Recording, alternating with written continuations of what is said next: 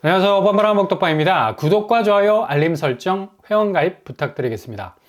오늘 드디어 14주 연속 아파트값 하락세 지표 나왔습니다. 여전히 하락세 비가 쭉쭉 오고 있습니다. 겨울인데 날씨가 무슨 해가 나오는 날이 영국보다 적어. 일주일에 한번 해가 얼굴을 보일까 말까입니다. 그만큼 집값도 잔뜩 흐려 있죠. 일단 지금 팔려나가는 매물들은 대부분 급매물, 그러니까 가격 절충이 가능한 것들로부터 소진이 되어가고 있다는 얘기죠.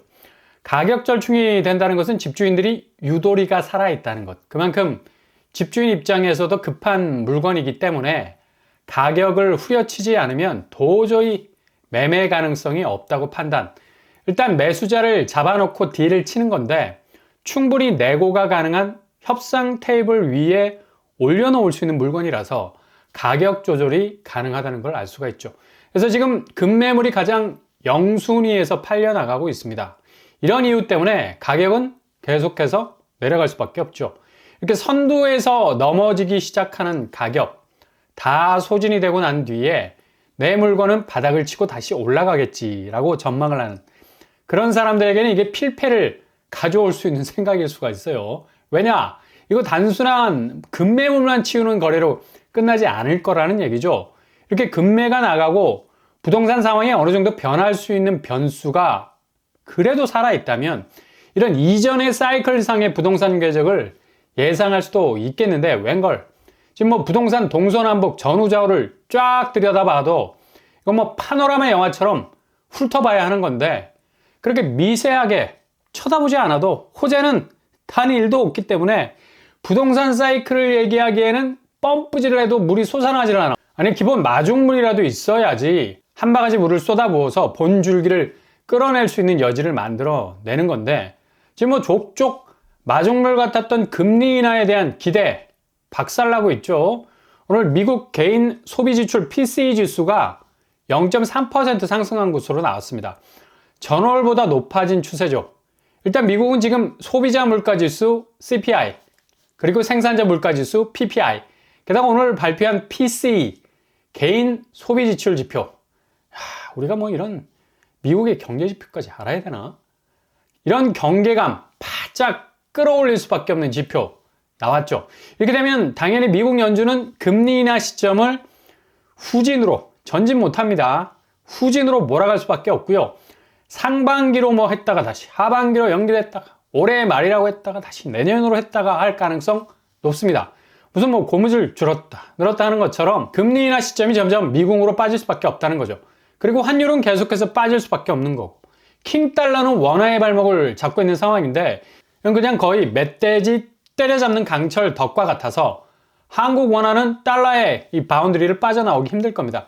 그러니 당연히 주식시장 코스피는 박스권 안에서 살려달라 외치지만 정작 그렇게 밸류업 시키려 해도 원화 가치 자체가 주저앉아 있는데 누가 어떤 외국인 매수세가 공격적일 수 있겠습니까? 게다가 이게 문제가 아니잖아. 은행금리, 주담대금리 지금 뭐 야금야금 올라가는 거 아시죠?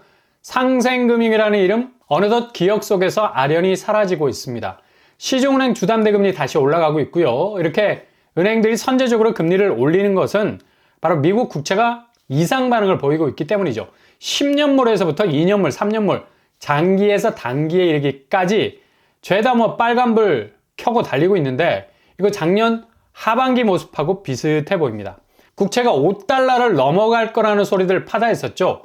그래서 이렇게 다시 미국 국채가 시동을 건다는 건 결국 국내 시중은행 금리가 다시 오를 거라는 선전포고라고 볼 수가 있습니다. 무리하게 대출을 일으켰다간 그리고 거하게 대출을 받았다간 자칫 고금리 족쇄에 딱 걸려서 재수도 뭐 이런 재수도 없죠. 하필 뭐 내가 움직였을 때 뭐를 밟는다고 찌질한 혼조세 속에서 명확한 지표를 보지 못했던 어리석음을 탓해야 하나? 그보다 워낙 뭐 시장 혼조세가 지속이 되다 보니까 판단 미스가 나올 수 있는 건데 외줄에서 미스하면 그냥 추락입니다. 그만큼 위기 상황에선 웅크리고 있어야지 섣불리 한 발 내디뎠다가는 그냥 골로 갈 수 있는 위험이 커지죠. 그만큼 지금 금리 혼조세는 변동성이라는 가면을 썼지만 실은 미국이 이렇게 엄청난 강드라이브 모드로 움직이기 때문에 이런 현상들이 일어날 수밖에 없는 거죠. 그래서 딱 핑계대기 좋은 경제 지표들 뭐 딱딱 맞박을 들이대고 한번 까달라고 아우성 치잖아요. 파월이 그렇게 멋지게 경제 지표들 맞박을 빡빡 때리면서 손가락 하나 저으면서 금리 인하는 요원하다, 멀었다. 얼마나 멋있는 존재감입니까? 지금 이렇게 한국 집값이 14주째 오늘 부동산원에서 발표한 것처럼 내리꽂히는 상황이 연속적으로 진행이 된다는 건 이런 부동산 상황을 반전시킬 수 있는 주변 여건들이 날로 악화되고 있기 때문이라는 얘기죠. 그러니 급할 수밖에 없는 집주인들, 특히 현금 확보를 빨리 해야 하는 분들 같은 경우는 가격 후려치고 나오는 겁니다. 금매가 소진이 되는 건데 오히려 이런 과감한 결정이 아주 스마트한 결정이 될 수도 있어요. 왜냐? 더 떨어질 수 있거든. 아니 그냥 반토막 후려치기, 벽치기, 내동댕이 치기로 갈 수가 있어요. 그만큼 집값이 나뒹굴 수 있는 리스크가 점점 높아지는 상황에선 탈출하는 사람이 비상구를 여는 거거든. 빠져나오는 게 지능순이라는 말이 오랜 격언이 되는 것처럼 이렇게 금매로 탈출하는 게 가장 빠른 선택일 수 있다는 얘기죠. 근데 여전히 내 눈에 흙이 들어가기 전에는 절대로 그렇게 하지 못할 거라는 호가 버티기는 아마도 집값이 눈앞에서 붕괴되는 시점에도 그 끈을 놓지 않으려는 사람들 많을 겁니다. 그래서 막대 그래프 들여다보면 서울 매매가격지수 변동률 보세요. 하락폭이 살짝 올라가잖아. 이거 뭐 서울에 집중된 수요가 선택적인 매매를 하는데 완전히 바닥을 쳐버린 곳을 찍지 않는 경우가 많다는 얘기예요. 이런 곳들을 사버린다는 거는 결국 집값이 도저히 회복될 수 있는 기미가 보이질 않으니까 건드리기가 너무 상심이 클 것 같죠. 아니 집을 처음으로 사는 사람이 완전히 개박살난 집을 살 수 있겠냐고. 어느 정도 적전선까지 뭐 떨어진 집을 사려는 심리가 강하겠죠. 일종의 가격 안전망이 걸쳐진 곳. 사람 심리가 뭐 화장실 들어갈 때와 나올 때가 완전히 달라잖아요. 아, 왜 이렇게 많이 틀리냐. 사람 심리가 화장실 들어갈 때와 나올 때가 완전히 달라요. 집을 사기 전엔 그냥 완전히 바닥인 집값만 들어오는데 막상 집을 사려면 이렇게 개박살난 집값 되게 부담되거든. 그리고 이 시국에 집을 산다는 것도 모험인데 서울 같은 경우는 살짝 가격대가 살아있는 곳으로 선택지를 두려는 매수세 아마 대부분일 겁니다. 금매로 나와도 완전히 마시간 금매가 아니라 어느 정도 매콤함이 살아있는 금매. 그러니 지금 매수하려는 분들도 어찌 보면 하락장에 대한 완벽한 기대보다는 자기가 진입할 때 장벽은 좀 낮아져야 되고 그 장벽을 두르고 완전히 그곳에 정착을 했을 때는 장벽이 높아져야 한다는 아주 이중적인 뭐 매수 스탠스를 가질 수밖에 없는 거예요. 인지상정이죠. 그래, 인정한다, 인정해. 한두 푼 뭐 들어가는 것도 아니고 수억씩 자금을 때려 박아야 되는데 그러니 뭐 서울 매매 가격 지수가 하락 추세에서도 살짝 하락세에 브레이크를 밟고 있는 것을 볼 수 있죠. 나머지 전국, 수도권 지방 그대로 얼어붙어 있고요. 그리고 전세 가격 지수는 서울이 살짝 올라서고 있습니다. 근데 소폭의 조정세로 보여지고요. 지방은 오히려 마이너스에서 벗어나질 못하네. 전국, 수도권 역시도 전세가가 그리 견조하지 못하는 걸 볼 수가 있습니다. 그렇게 전세가 펌프질 하려고 했는데 이게 그냥 생각만큼 전세가 사라지질 못하는 거죠. 이렇게 되면 앞으로 매매가는 뭐 더욱 완강하게 주저앉을 수밖에 없는 겁니다. 이게 14주 연속 하락세를 기록하는 매매 가격 지수는 앞으로 갈 길이 멀어. 가시밭길 쫙 펼쳐졌다고 볼 수가 있는데 서울은 일주일 하락거리가 상당히 더 두터워지고 있어요. 보통 한 달 상간으로 보는 경향이 많은데 요즘 뭐 가격대가 워낙 두텁게 떨어지고 있어서 일주일 단위로 끊어봐도 거의 30% 이상 떨어지는 곳들이 등장하고 있습니다. 중구, 롯데캐슬 베네치아 고점 9억 대비 6억 거래가 됐고요.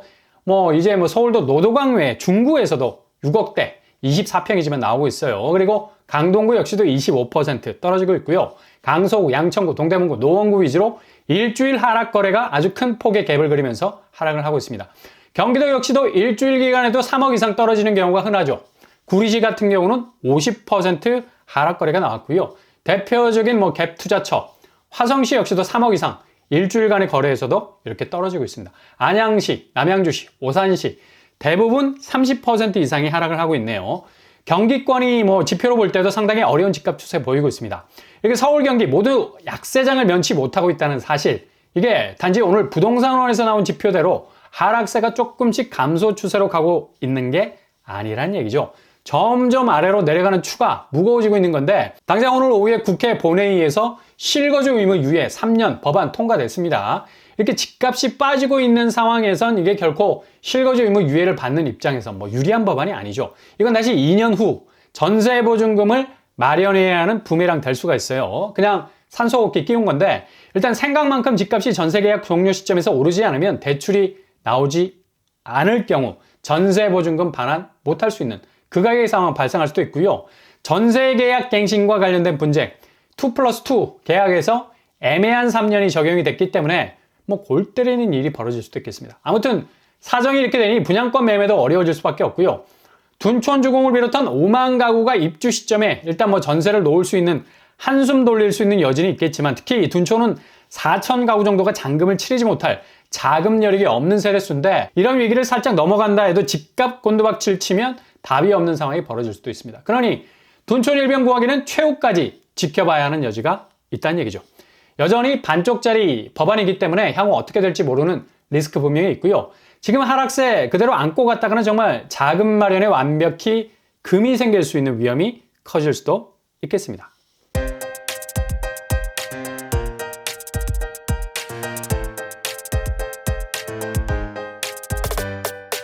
오늘의 부동산 캐리커처 14주 연속으로 떨어지는 집값은 이제 감당이 불감당, 브레이크가 어디에 있는지도 모를 정도로 밟기가 되게 어려운 상황이죠. 앞으로 금리 변동성이 큰 변화폭을 만들어낼 거기 때문에 줄어든 대출 문제와 함께 집값은 더욱 하방 압력으로 작용하게 될 거고요. 오늘 오후에 통과된 실거주 의무 법안, 호재로 작용될 수 있는 가능성? 잠시 잠깐 소나기는 피해갈 수 있겠지만 자칫 뒤통수를 맞을 수도 있는 위험 충분히 있어 보입니다. 오늘도 응원합니다. 항상 여러분의 길이 꽃길만 되실 수 있길 바랍니다. 이상으로 뻔뻔한 목격반을 마치겠습니다. 구독과 좋아요 부탁드립니다. 감사합니다.